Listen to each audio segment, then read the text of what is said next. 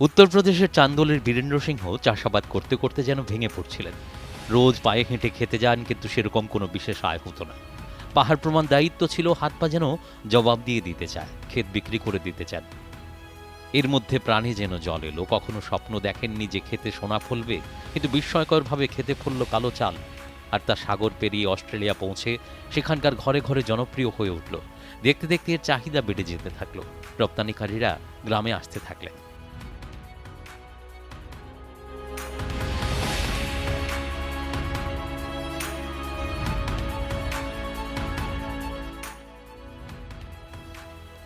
এই স্বপ্ন তখনই বাস্তবায়িত হওয়া শুরু হলো যখন প্রধানমন্ত্রী নরেন্দ্র মোদী দায়িত্ব গ্রহণ করলেন। অনগ্রসরতায় কিভাবে উন্নতির রাস্তা বন্ধ হয়ে যায় সেটা প্রধানমন্ত্রী মোদী গুজরাটের মুখ্যমন্ত্রী থাকাকালীন কচ্ছের জল সংকট এবং ক্ষেতের জন্য সেচের জলের সমস্যা নিয়ে ওয়াকিবহাল হলেন। एस्पिरेशनल डिस्ट्रिक्ट के तहत विकसित कर रही है।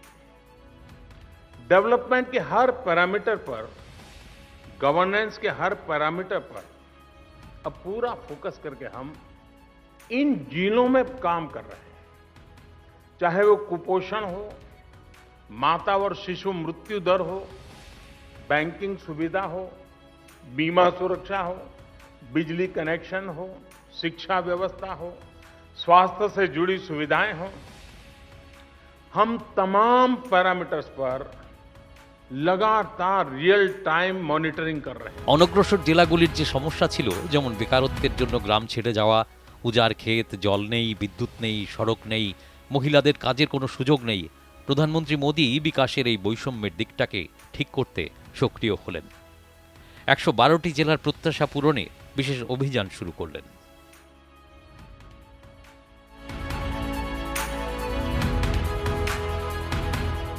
112 जिलों को अब हमारी सरकार एस्पिरेशनल डिस्ट्रिक्ट के तहत विकसित कर रही है। डेवलपमेंट के हर पैरामीटर पर, गवर्नेंस के हर पैरामीटर पर अब पूरा फोकस करके हम इन जिलों में काम कर रहे हैं। নতুন ভারত এবং আত্মনির্ভর ভারতের রোডম্যাপ তৈরি করলেন।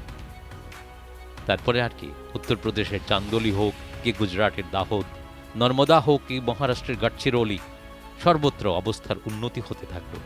উত্তরপ্রদেশের চান্দৌলি অনগ্রসর জেলাগুলির মধ্যে ছিল। ২ বছর আগে সরকার মণিপুর থেকে কালো চালের ফলনের ব্যাপারে এখানে পরীক্ষামূলক কাজ করল। বীরেন্দ্র সিংহ খেতে কালো চালের বীজ রোপণ করলেন। কিন্তু বিষয়টা এখানেই থেমে গেল না। চান্দৌলিতে একজন বীরেন্দ্র সিংহই নন, আরও অন্য কৃষকদের এর মাধ্যমে কপাল খুলল। বদলে গেল জগৎ।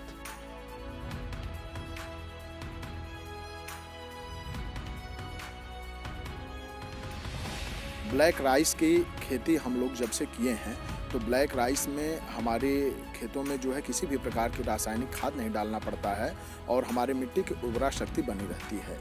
और हमारी जो कॉमन धान है, जो हमारे जनपद में पहले बेचा जाता था, उसको 19 से 20 रुपये केजी कुंटल, 1900 से 2000 रुपये कुंटल बेचा जाता था। उसके सापेक्ष ब्लैक राइस की कीमत 85 रुपये केजी जो है बेचा जा रहा है, जिससे हमारे किसानों को इससे कई गुना फ़ायदा हो रहा है। और इससे हमारे किसानों के आर्थिक, ब्लैक राइस की खेती करने से हमारे किसानों की आमदनी जो है, आर्थिक स्थिति बहुत ही सुदृढ़ हो रही है।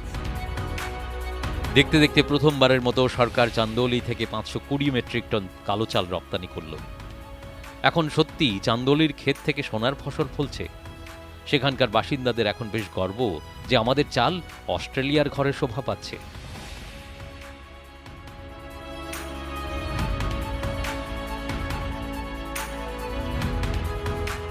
सरकार के प्रयासों और आधुनिक इंफ्रास्ट्रक्चर से किसानों को कितना लाभ हो रहा है, इसका एक बेहतरीन उदाहरण चंदौली का काला चावल, ब्लैक राइस है।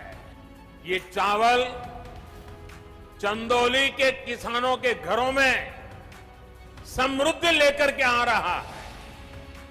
चंदौली के किसानों की आय को बढ़ाने के लिए 2 साल पहले काले चावल की एक वैरायटी का प्रयोग यहां किया गया था। पिछले साल खरीफ के सीजन में करीब 400 किसानों को ये चावल उगाने के लिए दिया गया। इन किसानों की एक समिति बनाई गई, इसके लिए मार्केट तलाश किया गया। सामान्य चावल जहां 35-40 रुपए किलो के हिसाब से बिकता है, वहीं यहां बेहतरीन काला चावल 300 रुपये तक बिक रहा है। मणिपुर से हम लोगों को मात्र 25 किलो बीज उपलब्ध कराया गया। 25 किसानों ने उसकी खेती की। दूसरे साल बीज संवर्धन हुआ और हमारे जनपद के काफ़ी किसानों ने, सैकड़ों की संख्या में किसानों ने उसकी खेती की। जो उत्पादन हुआ वह उत्पादन हमारे जनपद में इकट्ठा किया गया। सभी किसानों का हमारी समिति इकट्ठा की और ऑस्ट्रेलिया और कतर विदेशों में उसकी जो है बिक्री हुई।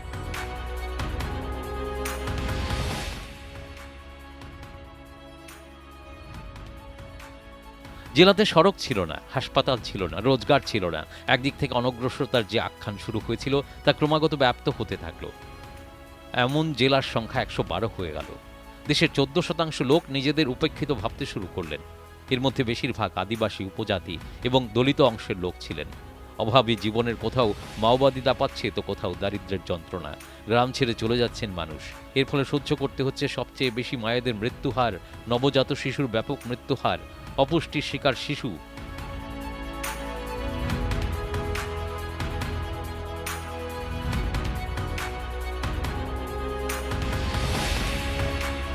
सभी लाभुकों को बुला के हम लोग ग्रामीण स्तर पर जो भी पोषण दिवस रहता है उस दिन पोषण का बंटवारा करते हैं, देते हैं लाभुक को एक एक करके। और टीकाकरण में भी टीका दिलवाते हैं। कोई कुपोषण ना रहे करके उसका वृद्धि चार्ट वगैरह और वजन वगैरह करवाते हैं। मेरा सहिया दीदी हर महीना मेरे बच्चे को आहार देने के लिए बुलाती है और समय समय पर भी दवा देने के लिए भी बुलाती है। पोषाहार लेकर जाते हैं और सहिया दीदी मोबाइल में अपने करके और रखते हैं। कोई गांव पीछे रह जाए तो वो सिर्फ एक गांव, एक एंटिटी के रूप में पीछे, ऐसा नहीं है। वहां रहने वाले लोग, उनको मिलने वाली सुविधाएं, उनके हक, उनके अवसर, इन सब में वो अन्याय का शिकार हुआ होता है। उस बाबा साहब आंबेडकर की सामाजिक न्याय की प्रतिबद्धता का भी एक बहुत बड़ा एक सिस्टमेटिक सॉल्यूशन प्राप्त करने का प्रयास का हिस्सा बनेगा।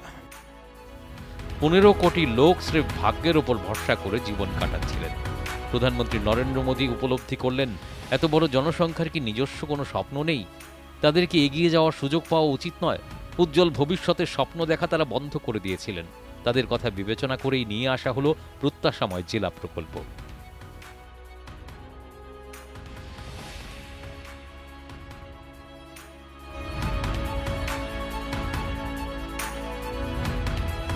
देश के एक बहुत बड़े हिस्से को ही ब्लैंक छोड़ दिया था। देश के ये वो जिले थे जो सबसे पिछड़े थे। साथियों, आज जब हम बेटर टुमारो की बात कर रहे हैं तो मैं आपको ये भी बताना चाहूंगा कि इन जिलों में 5-10 लाख नहीं, देश के 15 करोड़ अत्यंत गरीब लोग रहते हैं। ये लोग मुख्यतया आदिवासी हैं, जनजातीय हैं, दलित हैं, पिछड़े हैं। क्या बेटर टुमारो के लिए इनके सपने कोई मायने नहीं रखते थे? क्या इन जिलों के गरीबों को अपने उज्जवल भविष्य का सपना देखने का अधिकार नहीं था? প্রত্যাশাময় জেলা কর্মসূচিতে 112টি অতি অনগ্রসর জেলার দিকে বিশেষ নজর দেওয়া হলো। সেগুলিতে স্বাস্থ্য পুষ্টির দিক থেকে শুরু করে শিক্ষা পর্যন্ত, কৃষি থেকে জল সরবরাহ পর্যন্ত এবং পরিকাঠামোগত ভিত্তি থেকে আর্থিক সমন্বয় এবং দক্ষতা উন্নয়ন পর্যন্ত সমস্ত ক্ষেত্রে সংস্কারের প্রয়োজন। সবার সঙ্গে সবার বিকাশের কথা মাথায় রেখে জেলার পরিচিতি থেকে শুরু করে জেলার বিকাশের সার্বিক নীল নকশা তৈরি হলো। আজ সেই প্রত্যাশাময় জেলার বিকাশের নতুন আখ্যান রচনা করে চলেছে।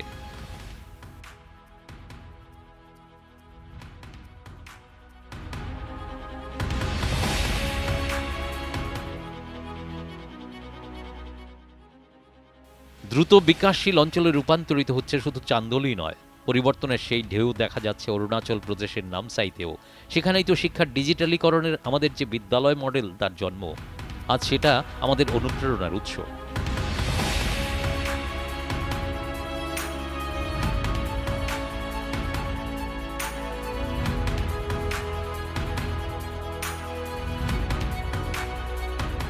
ऑनलाइन क्लास भी एक पार्ट है स्मार्ट क्लास का और डिजिटल एजुकेशन। हम मोदी ये अपने नरेंद्र मोदी प्रधानमंत्री साहब को बहुत बहुत धन्यवाद देना चाहूँगा। और यहाँ पे इंट्रोड्यूस किया गया था क्लास 9, 10 एट द बिगिनिंग, तो अभी धीरे हम लोग 11, 12 में भी जा रहा है। सो ये क्लास 9, 10 में जो हम लोग का सिलेबस पढ़ा रहा है, इसमें we are basically teaching the basics of MS office and part A part B दोनों सिलेबस को भाग किया गया था। So it's very good. Arunachal government and central government से I just want to inform through this medium that it is being very beneficial. We are also doing कियान smart class. গুজরাটের নর্মদা জেলাও অনগ্রসরতার চাদরে ঢাকা ছিল, কিন্তু শুকনো কচ্ছ পর্যন্ত যখন জল পৌঁছে গেল, পর্যটন এবং বনজ সম্পদের পরিসর বেড়ে গেল, বর্তমানে শুকনো কচ্ছে চাষাবাদ হচ্ছে এবং রপ্তানিও।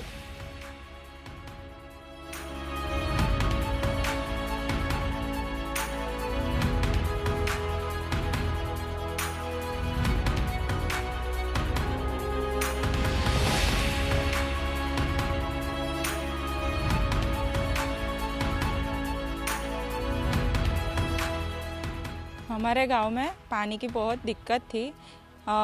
वहाँ से वहाँ पानी बहुत कम आता था, हमको 2-3 किलोमीटर चल के जाना पड़ता था। अभी नरेंद्र मोदी की वजह से हम घर पे पानी आता है तो हमें अच्छा लगता है।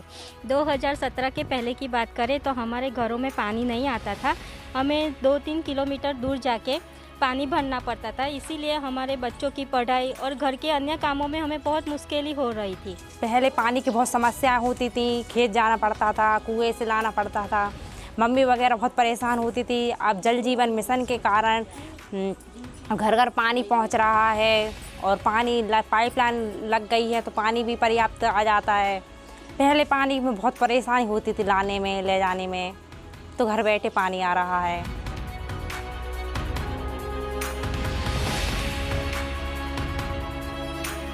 আসামের গোয়ালপাড়া জেলা যা নাকি সবাইকে চমকে দিল। এখানকার মহিলারা নিজেদের বানানো জিনিস বিক্রির জন্য স্বদেশি সামগ্রীর অনলাইন ই-কমার্স গোয়ালপাড়া তৈরি করে এক নতুন দৃষ্টান্ত স্থাপন করলেন।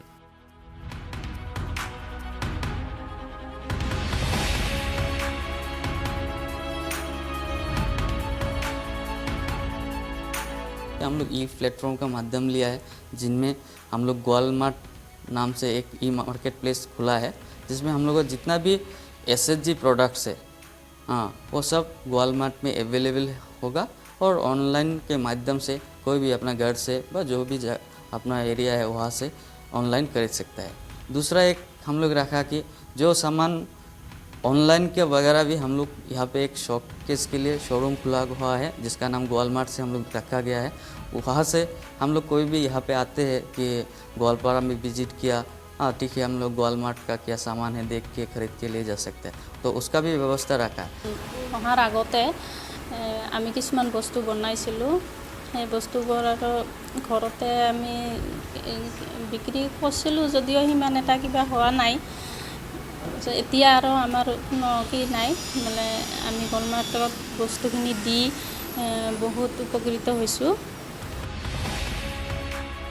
ঝাড়খণ্ডের রাঁচিতে নতুন পুষ্টি অ্যাপ তৈরি হলো, যাতে নতুন জীবন সঞ্চারিত হলো।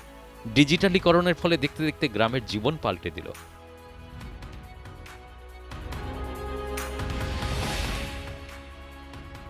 গুজরাটের দাহোদও অনগ্রসর জেলাগুলির একটি ছিল। গ্রাম ছেড়ে চলে যাওয়ার দৌড়ে গ্রাম খালি হয়ে যাচ্ছিল, কিন্তু বর্তমানে তা মডেল হিসেবে সামনে উঠে এসেছে। গুজরাটের শিয়ালবেট দ্বীপে স্বাধীনতার পর প্রথমবার বিদ্যুৎ পৌঁছল। সমুদ্রের ভেতর দিয়ে তার নিয়ে যাওয়া কঠিন ছিল, কিন্তু সেটাও সম্ভব করে দেখানো হলো।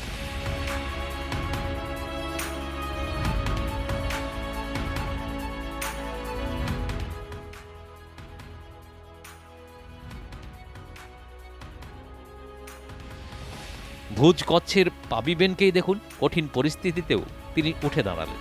কিন্তু আজ গ্রামে বসেই গোটা পৃথিবীতে pabiben.com অনলাইন পোর্টালের মাধ্যমে জিনিস বিক্রি করছেন। जब मैं 5 साल की थी तब मेरा पिताजी गुजर गए। सबसे बड़ी होने के नाते घर चलाने का सारा बोझ मेरी माँ के कंधों पे मैं नहीं डालना चाहती थी। 4th क्लास के बाद मेरी पढ़ाई छूट गई, पर मुझे पता था कि मैं अपने लिए कैसी ज़िंदगी चाहती हूँ।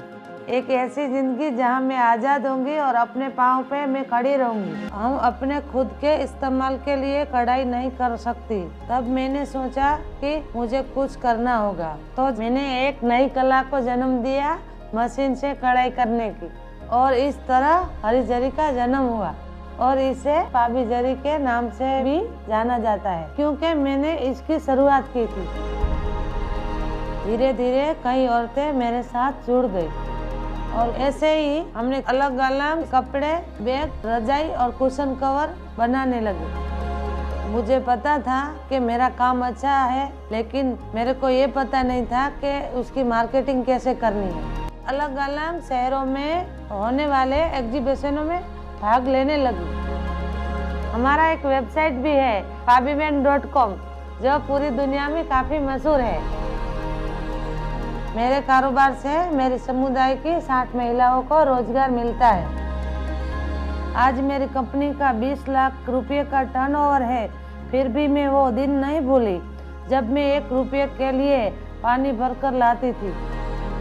अपने वो एक लक्ष्य को पहचानो, वो लक्ष्य तुम्हें हर पल चलते रहने की हिम्मत देगा। যার কাছে দেশ সেবার চেয়ে বড় কিছুই নেই, যিনি সর্বদা সমাজের প্রান্তিক মানুষটিকে নিয়েও ভাবেন। এর ফলেই গ্রামে গ্রামে পৌঁছে গেল বিদ্যুৎ। এতে কেউ খুশিতে কেঁদে ফেললেন, তো কেউ বেরোলেন মিষ্টি বিতরণে।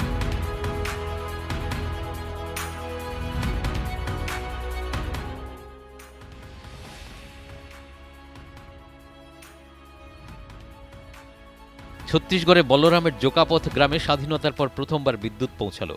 এরকম ঐতিহাসিক দিনে প্রধানমন্ত্রী নরেন্দ্র মোদীকেও আবেগগ্রস্ত হয়ে উঠতে দেখা গেল।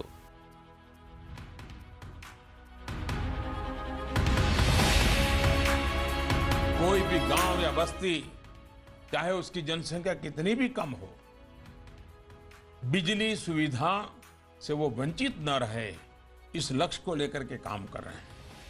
जहां पर ग्रिड से जोड़ना संभव न हो, उन गांवों पर और उन बस्तियों में ऑफ ग्रिड माध्यम से बिजली सप्लाई की व्यवस्था की जा रही है। इससे पहले चिमनी उजाला में रहते सर। चिमनी जी काफी तकलीफ होता है पढ़ाई करने में। बिजली आया है तो ज्यादा खुशहाली है गांव में। टीवी 5 साल पहले मेरे बड़े भाई को दाई में मिला था, फिर लाइट नहीं रहने की वजह से अपन रखे थे घर में। अभी लाइट आया तो लगाए, और गांव में सब अभी मिल के देखते हैं सर, एक ही टीवी पारा में। রাজস্থানের জালৌরের অমরাপুরা গ্রামে স্বাধীনতার পরেই প্রথম ঘরে ঘরে বিদ্যুৎ সংযোগ দেওয়া হলো। স্থানীয় মানুষ একে অপরকে মিষ্টি খাইয়ে নিজেদের খুশির বহিঃপ্রকাশ ঘটালেন। দেশের মূলধারার সঙ্গে যুক্ত হওয়ার আকাঙ্ক্ষা থেকেই গ্রাম এবং অনগ্রসর জেলাগুলির চেহারা বদলে গিয়ে স্বপ্নকে বাস্তবের মাটিতে নামিয়ে আনার মাধ্যমে গোটা বিশ্বের কাছে সেগুলি মডেল হয়ে উঠছে।